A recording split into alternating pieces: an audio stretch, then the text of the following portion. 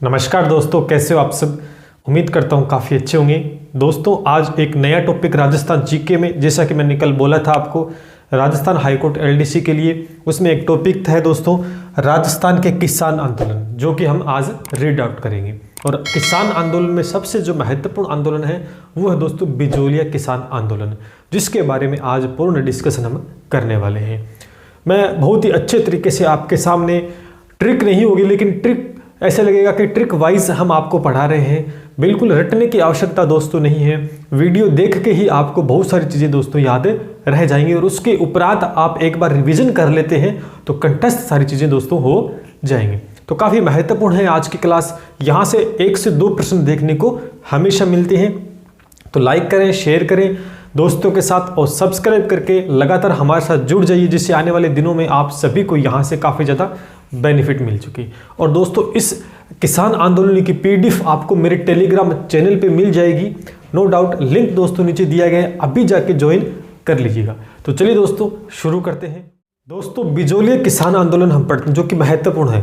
तो सबसे पहले हम नाम लिखते हैं बिजोलिया किसान आंदोलन, ठीक है। बिजोलिया किसान आंदोलन बड़े ही खतरनाक तरीके से दोस्तों मैं आपको पढ़ाने वाला हूं आज। सारी चीजें एक वीडियो के अंदर ही दोस्तों कवर हो जाएगी आपकी। बिजोलिया किसान आंदोलन, सबसे पहले जो प्रश्न बनेगा दोस्तों, वो प्रश्न बनेगा कि कब शुरू हुआ और कब खत्म हुआ, ये प्रश्न बनेगा।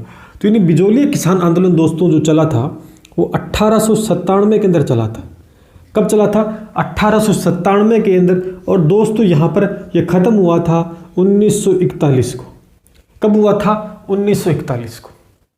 दोस्तों अब इन दोनों का अगर अंतर देखेंगे, डिफरेंस दोस्तों देखेंगे, तो करीबन दोस्तों इनका जो डिफरेंस आ रहा है वो आ रहा है 44 साल का, 44 वर्ष। कितने का आ रहा है? 44 वर्ष का आ रहा है, ठीक है। अब आप देखिए दोस्तों यहां पर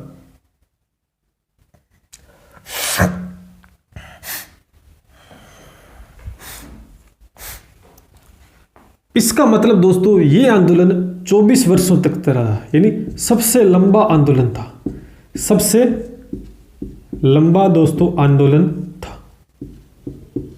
इतनी बात आपको याद रह जाएगी। यानी ये जो आंदोलन था बिजोलिया किसान आंदोलन एक सफल आंदोलन था और 44 वर्षों तक चलने वाला था। यानी राजस्थान का सबसे लंबा जो आंदोलन चला था वो था बिजोलिया किसान आंदोलन। दोस्तों अब बात करते हैं कि कब शुरू हुआ कब खत्म हुआ, ये आपको ध्यान है, और कितने वर्षों तक चला ये भी आपको विशेष ध्यान हो गया होगा। लेकिन किसान आंदोलन की आवश्यकता क्यों पड़ी दोस्तों?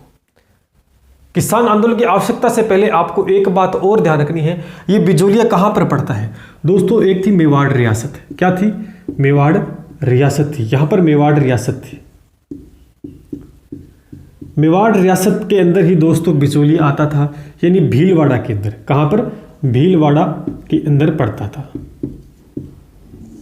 यह भी विशेष आपको ध्यान रखना है कि भीलवाड़ा के अंदर बिजोलिया पड़ता था, यानी मेवाड़ रियासत का एक भाग था। दोस्तों उस समय बिजोलिया एक क्या थी? जागीर थी।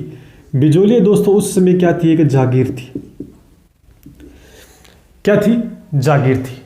दोस्तों मेवाड़ रियासत के जब बात करते हैं, मेवाड़ रियासत के जब दोस्तों बात करते हैं, तो उस समय जो महाराणा था वो था राणा सांगा। कौन था? राणा सांगा। मेवाड़ का इतिहास जब मैंने आपको कवर करवाया था, और मैंने कल एक प्लेलिस्ट भी डाल दी है मेरे टेलीग्राम चैनल पे, जाके चेकआउट कर लेना। सारे जो हाईकोर्ट एलडीसी के लिए स्पेशली मैंने वहां पर वीडियोस डाल दी हैं, ठीक है। तो राणा सांगा ने 1527 के अंदर दोस्तों 1527 में एक युद्ध किया था बाबर के साथ। किसके साथ युद्ध किया था दोस्तों? बाबर के साथ युद्ध किया था। उस युद्ध का नाम आप बता सकते हो? खानवा की युद्ध। कौन सा था? खानवा की युद्ध। उस युद्ध के अंदर एक आदमी था अशोक परमार। कौन था? अशोक परमार नाम का एक आदमी था, जो कि मेवाड़ रियासत में था। कहां पर था? मेवाड़ रियासत में। इस अशोक परमार ने इस राणा सांगा की क्या की थी? साथ दिया था, यानी सहायता की थी। बहुत ही खतरनाक तरीके से दोस्तों इसने अपना वो खतरनाक तरीके से जोश दमखम दिखाया था इस युद्ध में राणा सांगा के साथ में। तो राणा सांगा इससे खुश हो गया, इससे खुश हो गया, और इसने क्या कर दिया? ये बिजोलिया यहां पर ठिकाना इसको सौंप दिया कि इसको तुम संभालो। तो दोस्तों यहां पर एक ठिकाना था, उस ठिकाना की स्थापना किसने की थी? अब आप स्थापना अशोक परमार ने की थी। तो याद रखेंगे कैसे की, क्योंकि आपको पता है, मैंने बताया कि राणा सांगा ने बाबर के साथ युद्ध किया था 1527 में, इसका साथ दिया था अशोक परमार ने बड़ी खतरनाक तरीके से। तो ये खुश हो गया, खुश होने के बाद में ये जो जागीर थी बिजोलिया, यहाँ पर एक ठिकाने की स्थापना हुई, तो ये इसको सौंप दिया था राणा सांगा ने अशोक परमार को कि आप संभाल लो, ये छोटा सा पार्ट है। तो ठिकाना अशोक परमार को सौंप दिया। तो इस यहाँ पर बिजोलिया के अंदर जो बिजोली ठिकाने की जो स्थापना की थी वो किसने की थी? अशोक परमार ने की थी। किसने की थी? अशोक परमार ने की थी। ठीक है। अब दोस्तों अब बात करते हैं शुरू में जो मैंने बात बोली थी कि किसान आंदोलन होता क्यों है। दोस्तों इस समय वर्तमान में हमारे भारत के अंदर एक बहुत बड़ा किसान आंदोलन चल रहा है, आप सभी को पता है क्यों? दिल्ली में है। रीजन यही दोस्तों कि ऐसे ऐसे नियम आ चुके हैं जो कि किसानों के लिए बड़े दुखदाई है। किसानों के लिए हमारा देश एक कृषि प्रधान देश है और उनके ऊपर इस तरह के नियम लेके आते हैं और जिनसे किसानों को बहुत आहत पहुंचता है। तो वो तो अलग बात है कि भारत सरकार समझती है, ये नहीं समझती, लेकिन रीजन तो मिल गया। पुराने समय में दोस्तों ये चीज हुआ करती थी, 84 प्रकार की लाग बाग थी, 84 प्रकार की दोस्तों लाग बाग थी, यानी बहुत तरीके के कर दोस्तों, यानी 84 प्रकार के कर लिया करते थे उस समय। तो ये भी आपको ध्यान रखना बिजोलिया किसान आंदोलन से संबंधित कि 84 प्रकार का कर दोस्तों यानी लाग बाग दोस्तों ली जाती थी। लेकिन ये आंदोलन क्यों हुआ? ये आंदोलन इस वजह से हुआ क्योंकि एक यहां पर दोस्तों लाटा और कुंता प्रथा थी, लाटा व कुंता प्रथा चला रखी थी महाराणा ने। अब लाटा का दोस्तों क्या होता है, कुंता का मतलब क्या होता है, ये भी एक कर था दोस्तों। लाटा का मतलब होता है लेटा हुआ, फसल लेट गई। फसल कब लेटेगी दोस्तों? जब फसल को नीचे से काट देंगे, यानी कटाई के ऊपर एक दोस्तों कर लिया जाता था, यानी फसल की कटाई पर दोस्तों, फसल की कटाई के ऊपर दोस्तों, कटाई पे एक कर लिया जिसे लाटा कर दोस्तों बोलते हैं। और कुंता प्रथा का मतलब होता है खड़ी फसल पर कर लेते थे, खड़ी फसल पे दोस्तों कर दोस्तों लेते थे। अब किसानों के लिए बड़ी खतरनाक समस्या उत्पन्न होगी कि फसल काटेंगे तो भी मरेंगे और नहीं काटेंगे तो भी मरेंगे, कर तो दोनों तरफ से देना पड़ेगा। अब बताओ उस समय कितनी भयंकर स्थिति किसानों के साथ थी, दुखदायक थी। तो किसान बड़े परेशान हो गए कि 84 प्रकार की लाग बाग थे जिसमें लाटा और कुंता बहुत ही खतरनाक प्रथा थी जिससे काफी आहत पहुंच रहा था हमारे किसानों को। तो इससे किसान क्या हो गए? परेशान हो गए। किसान क्या हो गए दोस्तों? परेशान हो गए। तो परेशान होकर दोस्तों यहां पर एक गांव था गिरधारीपुरा, एक गांव का नाम था गिरधारीपुरा, गिरधारीपुरा एक गांव का नाम था उस समय। उस गांव में दोस्तों एक किसान था गंगाराम धाकड़, गंगाराम धाकड़। और एक विशेष प्रश्न याद रखना कि बिजोलिया किसान आंदोलन में दोस्तों धाकड़ जाति के सबसे ज्यादा किसान थे। कौन सी जाति के थे दोस्तों? इसका जो सार होगा, जो इंपॉर्टेंट प्रश्न होंगे वो वीडियो के अंत में मैं आपको लिखवा दूंगा। ठीक है, तो एक बार जो चीजें बोल रहा हूं वो भी नोट कर लीजिएगा, जो लिख रहा हूं वो भी नोट दोस्तों कर लीजिएगा कि धाकड़ जाति के सर्वाधिक किसान कौन से आंदोलन में थे? बिजोलिया किसान आंदोलन में दोस्तों थे। उस समय गंगाराम धाकड़ गिरधारीपुरा गांव में दोस्तों एकत्रित हुए थे सारे किसान। वहां पर एक मृत्यु भोज का कार्यक्रम था, वहां पर दोस्तों इकट्ठा हुए थे मृत्यु भोज के कार्यक्रम के दौरान, और किसान आपस में बातचीत कर रहे थे। गंगाराम धाकड़ के घर यहां बातचीत कर रहे थे कि भाई बहुत कर लगा दिया है, फलाना हो गया, ढिमका हो गया, अब क्या करें, कैसे बचे, क्या समाधान करें। तो वहां पर एक समाधान निकाला गया, समाधान निकाला गया कि भाई उस समय महाराणा था फतेह सिंह। उस समय मेवाड़ में जो महाराणा था वो था दोस्तों फतेह सिंह था, और उसका एक ठिकानेदार दोस्तों कौन था? उसका ठिकानेदार था राव कृष्ण सिंह। कौन था? राव कृष्ण सिंह।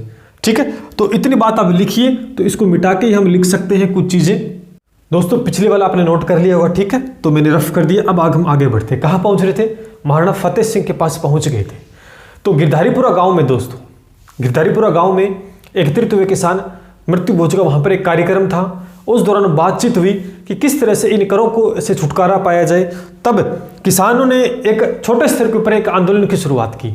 छोटे स्तर पर कब की दोस्तों? यहाँ पर 1897 के अंदर, जहाँ से किसान आंदोलन शुरुआत होती है एक छोटे स्तर के ऊपर। तो आप लिख सकते हैं कि छोटे स्तर के ऊपर, छोटे स्तर पर दोस्तों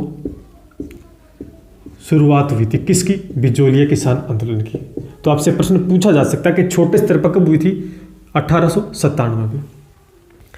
किसानों ने दो मेन मुख्य आदमी को चुन लिया, नानजी और ठाकरे पटेल को। कब? नानजी व ठाकरे पटेल को चुन लिया कि आप ऐसा करो, महाराणा फतेह सिंह है उसके पास जाओ। तो यहां पर महाराणा था फतेह सिंह। कौन था? महाराणा। उस समय कौन था? महाराणा फतेह सिंह था। कौन था?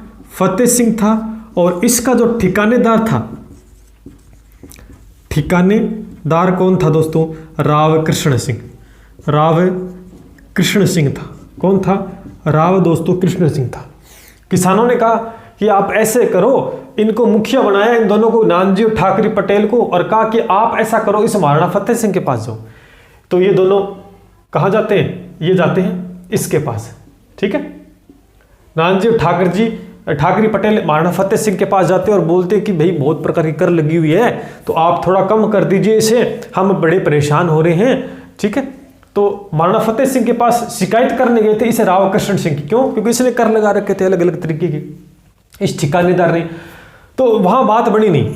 जब ये बात पता चलती है इस ठिकानेदार राव कृष्ण सिंह को कि भाई तेरी तो शिकायत कर रहे हैं, ये जो किसान है वो तेरी शिकायत कर रहे हैं, तो इसने कहा कि भाई ठीक है, मेरी शिकायत कर रहे हैं। आपको पता है कोई किसी की शिकायत करता है तो आज भी वही समय है कि हम अगले का भला नहीं करेंगे, उसका और बुरा करने की हमें सोचते हैं। ऐसी स्थिति भी आज हमारे समाज में उत्पन्न है। तो उस समय भी ये हुआ, इस महाराणा फतेह सिंह को जब नानजी और ठाकरे पटेल समझाने पहुंचे तो इसने शिकायत के रूप में समझा कि मेरी शिकायत कर रहे हैं। इसने कोई भी कर माफ नहीं किए, उल्टा का क्या कर दिया? 1903 में दोस्तों एक कर और लगा दिया। इस बंदे ने एक और कर लगा दिया जिस कर का नाम था चंवरी कर। क्या था? चंवरी कर।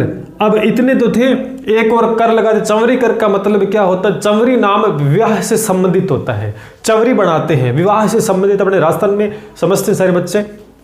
विवाह मंडप कर इसे दोस्तों बोल सकते हैं कि विवाह मंडप कर, कि विवाह करोगे तो विवाह मंडप कवर भी कर आपको देना पड़ेगा। इतने कर तो देने पड़ेंगे। ये एक और कर लगा दिया। तो अब किसान कहे कि ये तो उल्टा पड़ गया, हम तो समझाने गए थे और हम पे तो एक कर और लगा दिया। अब परेशान हो गए। तो बात बड़ी नहीं, किसान आंदोलन धीरे धीरे संगठित होने लगे। किसान आंदोलन एक धीरे धीरे संगठित होने लग गए। उसके बाद में 1906 के अंदर, 1906 में इसकी मृत्यु होगी। इस आदमी की मृत्यु होगी 1906 में। मैं लिख देता हूं, इसकी मृत्यु होगी दोस्तों, इसकी मृत्यु होगी 1906 में। जब 1906 में इसकी मृत्यु होती है तो नया ठिकानेदार तो आएगा। वो कौन था दोस्तों? वो था दोस्तों नया ठिकानेदार। वो कौन था? नया ठिकानेदार। तो वो भी इसका बाप था, बाप निकला। और नया ठिकानेदार कौन था? पृथ्वी सिंह। कौन था? पृथ्वी सिंह था। किसानों ने सोचा कि भाई नया आदमी आया है तो कुछ कर कम करेगा या नहीं लगाएगा, तो ये भी तो इसका बाप निकला। तो इसने भी क्या कर दिया? 1906 के अंदर एक तलवार बंधाई कर लगाया। तलवार बंधाई कर लगा दिया। तलवार बंधाई कर 1906 में लगाया, जिसे दोस्तों उत्तराधिकारी कर भी हमें बोलते हैं। तो आरएस वगैरह में ऐसा प्रश्न पूछा गया है कि उत्तराधिकारी कर किसे बोलते हैं? तलवार बंधाई कर को बोलते हैं। किसने लगाया? पृथ्वी सिंह ने लगाया, जो कि नया ठिकानेदार था। तो यानी ये भी इसका गुरु ही निकला। ये भी इन्होंने किसानों ने सोचा, वैसी बात बड़ी नहीं। तो 1906 के अंदर एक नया कर भी ऐड कर दिया। अब किसान बड़े और परेशान हो गए। छोटे स्तर पर तो एक आंदोलन की शुरुआत हो ही गई थी, लेकिन इसी बीच दोस्तों 1916 को दोस्तों एंट्री होती है। कौन आता है? विजय सिंह पथिक आता है। कौन आता है? विजय सिंह पथिक दोस्तों आता है। इस बंदे की एंट्री होती है 1916 में बिजोलिया किसान आंदोलन के दौरान एंट्री होती है दोस्तों। इससे क्या बोलते हैं? भारतीय किसानों आंदोलन का जनक, भारतीय किसान आंदोलनों का जनक दोस्तों इसे बोला जाता है। ये वो व्यक्ति है जो आगे था, पूर्ण ताकत अपनी दिखाया करता था किसान आंदोलन में, इसलिए इसे भारतीय किसान आंदोलन का जनक दोस्तों विजय सिंह पथिक को कहा जाता है। 1916 में इस आदमी की एंट्री हो गई थी। 1916 में एंट्री होते ही किसान इसके साथ आए, किसानों के साथ ये गया और बातचीत की। करों को समाप्त करने के लिए धीरे धीरे एक आंदोलन का रूप लेता जा रहा था बिजोली किसान आंदोलन। तो उम्मीद कर रहा हूं दोस्तों बहुत अच्छे से आपको समझ में आ रहा है, तो लाइक कर दीजिए। तो मैंने थोड़ा रफ कर लिया क्योंकि मुझे आगे चलना है। 1916 तक हम पहुंच गए हैं। एंट्री होती है विजय सिंह पथिक की और भारतीय किसान आंदोलन का जनक दोस्तों इसे कहा जाता है। अब किसान एकत्रित एक जगह होते हैं और एक बोर्ड की स्थापना करते हैं। कब? 1917 में। तो मैं यहां लिख देता हूं 1917। 1917 में दोस्तों 1917 में विजय सिंह पथिक ने मिलकर किसानों के साथ एक संगठित बोर्ड की स्थापना की, जिसे ऊपर माल पंच बोर्ड कहा जाता है। ऊपर माल पंच बोर्ड की स्थापना दोस्तों की। कब हुई? ये आपसे प्रश्न पूछा सकते। ऊपर माल पंच बोर्ड की स्थापना कब हुई? सन से ध्यान रखना 1917। इसका मतलब क्या था? इसका मतलब था ऊपरी माल, इसका अर्थ जो था दोस्तों समझेंगे, किसान एक जगह संगठित हो गए थे। किसान एक जगह संगठित हुए थे। ऊपर माल पंच बोर्ड, जो एक बोर्ड स्थापित किया गया था जहां पर किसान संगठित हो गए और इस कर जो लगे हुए थे 84 प्रकार के लाग बाग समाप्त करने के लिए एकजुट हो गए थे विजय सिंह के पथिक के नेतृत्व में दोस्तों। फिर वहां के महाराणाओं को पता लगा कि वे किसान एकत्रित हो गए हैं, अब बात बढ़ेगी नहीं, कुछ कहीं ना कहीं हिंसा ना फैल जाए, मारपीट शुरू ना हो जाए, कहीं आतंक का रूप ना ले ले। इसी वजह से उन महाराणाओं ने 1919 को मैं यहां लिख देता हूं 1919 को दोस्तों बिंदुलाल आयोग का गठन किया गया। बिंदुलाल आयोग का गठन किया गया। गठन किसने किया? वहां के महाराणाओं ने किया। किसानों को संगठित देखकर कि भी एक आयोग बनाओ जहां पर किसानों की समस्याओं को सुना जाएगा, है ना। जनसभा जैसे लगती है कि जनसभा लगेगी, आज किसानों की समस्याओं को सुना जाएगा। घबरा गए थे वहां के महाराणा कि ये कहीं किसान आंदोलन कहीं आक्रामक ना हो जाए, हमें हानि ना पहुंचा दे, तो किसानों की जो समस्याएं हैं उन्हें सुना जाए। तो बिंदुलाल आयोग का गठन किया गया। कब? प्रश्न पूछा जा सकता है 1919 को। किसानों के बीच मध्यस्थता का काम हुआ, बातचीत हुई किसानों के साथ कि भी किन कर से आपको दिक्कत है, कौन से करों को मिटाना है, क्या हमें करना चाहिए क्या नहीं, इस तरह की विचार विमर्श चलता रहा। इसी बीच 1927 को धीरे धीरे कर समाप्त भी हुए दोस्तों। 1927 को विजय सिंह पथिक ये बंदा चला गया, यानी लगभग कर समाप्त हो चुके थे, कुछ रियायतें दोस्तों मिल गई थी। तो इसी बीच सफल आंदोलन को देख विजय सिंह पथिक यहां से चल दिए थे और बाद में जो एंट्री होती है, जो आते हैं वो माणिक्यलाल वर्मा एंट्री करता है। नाम का एक आदमी एंट्री करता है। इस व्यक्ति के नाम से एक गीत प्रसिद्ध है, पंचीड़ा गीत दोस्तों प्रसिद्ध है। तो आपसे प्रश्न पूछा जा सकता है कि पंचीड़ा गीत किसने गाया? पंचीड़ा गीत माणिक्यलाल वर्मा से संबंधित है। इसकी एंट्री होती है दोस्तों 1927 में और विजय सिंह पथिक चले जाते हैं। तो आपसे यह भी प्रश्न पूछ सकते हैं, यानी यहां पर 1916 के अंदर इस आदमी ने नेतृत्व किया। कब तक किया? 1916 में ये एंट्री करता है और 1927 तक रहता है। 1927 के बाद में जो नेतृत्व करता था वो कौन था? माणिक्यलाल वर्मा था। अब एंट्री होती है तो किस लगभग बीच में मध्यस्थता का काम होता है, लड़ाई झगड़ा नहीं होता है, लगभग करों में रियायत दी जाती है, कर बहुत कम कर दी जाते हैं। यानी एक सफल आंदोलन चल पड़ा था इस डगर पर कि यहाँ पर जितने भी कर थे वो समाप्त हो गए थे आपके 1941 में। 1941 में लगभग ये सफल आंदोलन हुआ था। सफल यानी समाप्त हुआ था, सफल और समाप्त हो गया था। मैं लिख देता हूं सफल व समाप्त आंदोलन। समाप्त आंदोलन बना था 1941 को, यानी 1897 में दोस्तों शुरू हुआ था और 1941 को दोस्तों ये खत्म हो गया था, यानी इसे बंद करती, क्योंकि सफल हो गया था ये आंदोलन।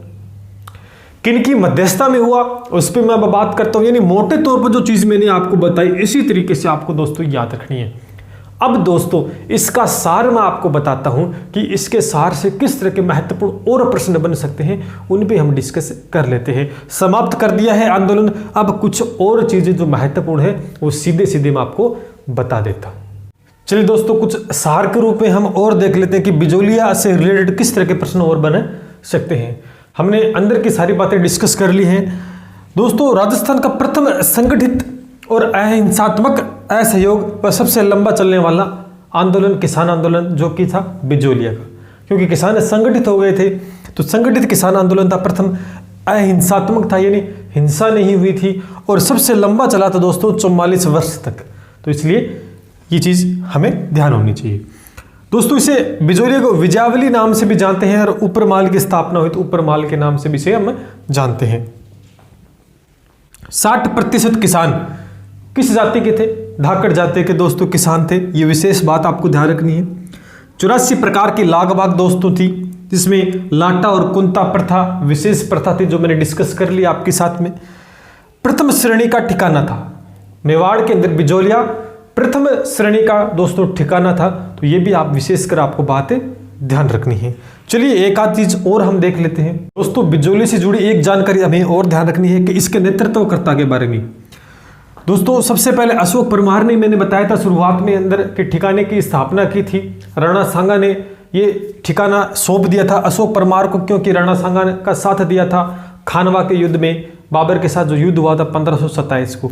खुशी खुशी अशोक परमार को ठिकाना सौंप दिया।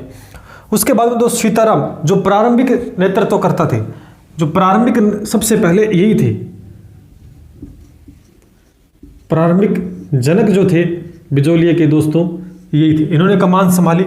उसके बाद में विजय सिंह पथिक आए थे, उसके बाद में माणिक्यलाल वर्मा, फिर जमुनालाल बजाज और हरिबाबू पादे, ये दोस्तों क्रम चला था। और आपका जो शुरुआत आपको पता ही है 1897 में शुरू होता है और 1941 को दोस्तों खत्म हो जाता है। ये दोस्तों 44 वर्ष चला था, 44 वर्षों तक दोस्तों ये आंदोलन चला था। बहुत ही लंबा असहयोग और अहिंसात्मक दोस्तों ये आंदोलन था, तो सफल भी हुआ था। ध्यान करना, ये आंदोलन एक सफल आंदोलन था दोस्तों, सफल था। सारी 84 प्रकार के लाग बाग जो बड़े कर थे उन सभी को दोस्तों यहाँ पर बंद कर दिया गया और किसानों की आखिर में दोस्तों जीत हुई। तो बिजोलिया किसान आंदोलन से बहुत अच्छे प्रश्न दोस्तों पूछे जाते हैं।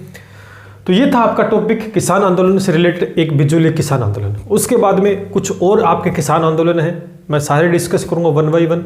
तो आज की क्लास में इतना ही करेंगे। उम्मीद करता हूँ आज की क्लास काफ़ी बेहतर लगी होगी आप सभी को, तो लाइक कर दीजिएगा, शेयर कर दीजिएगा और सब्सक्राइब करके हमारे साथ जुड़ जाइएगा। चलिए मिलते हैं। जय हिंद, जय भारत।